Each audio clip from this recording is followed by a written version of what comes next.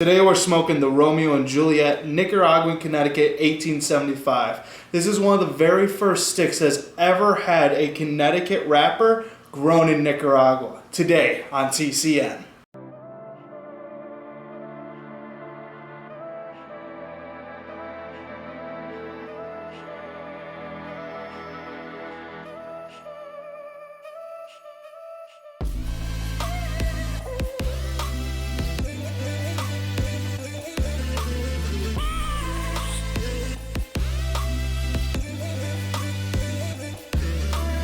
Taking Connecticut tobacco seed and growing it in Nicaragua, Romeo and Julieta has truly turned heads with this one-of-a-kind cigar blend. Looking over the tobacco on this is known as a Nicaraguan puro, which means the binder, the wrapper, and the filler, it's all grown in Nicaragua. Jumping into the review, the reviewer says that on the first third we should be tasting popcorn, hay, cinnamon, and creamy cedar. Jumping into the second third, he said he started tasting cedar, hay, leather, dark chocolate, and some floral notes. And on the final third, he said the exact same thing as the second third, but with a little bit of citrus. Overall, the reviewer gave the Romeo and Julieta Connecticut Nicaraguan 1875 an 84 out of 100.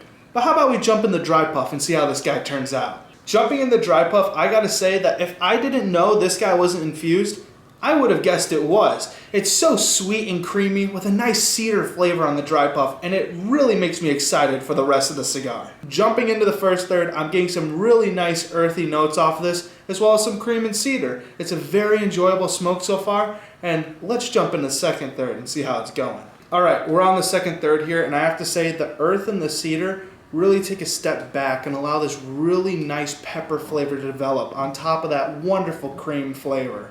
But let's jump in the final third and see what it looks like. Alright, going over the last third, I have to say I'm getting a lot of earthy tones, a little bit of pepper and cedar, but otherwise, it really becomes that kind of Nicaraguan tobacco flavor that you expect. But let's jump into the final ranking and see what I think. Jumping into the final ranking, I'm going to have to shoot a little bit higher than the reviewer, giving this bad boy an 86 out of 100. I think this is a really great smoke, and I'll cover that over in notes real quick. The construction wasn't the best on this guy. The wrapper did crack a lot, unfortunately, but it still did have a really great burn, nice and clean and even. A little bit wobbly, but nothing to worry about, it evened itself out. On top of that, the draw was nice and smooth, and for about $7 to $10 online and $10 to $13 retail, I think this is a stick worth trying at least once. But overall, I think this is a noob-friendly stick. I have to say that this cigar really did turn me to Connecticut's Shade cigars.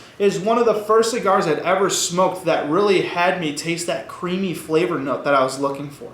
Comparing the reviews, I have to say that there's a few similarities, but not much. I'm not tasting this hay and citrus and popcorn in it, unfortunately, but I still think it's a really good smoke. But hey, that's all I got for this time, so why don't you like, subscribe, and go down and leave a comment telling me if you smoked this cigar or if you like Connecticut Shade wrappers, and I'll see you guys next time.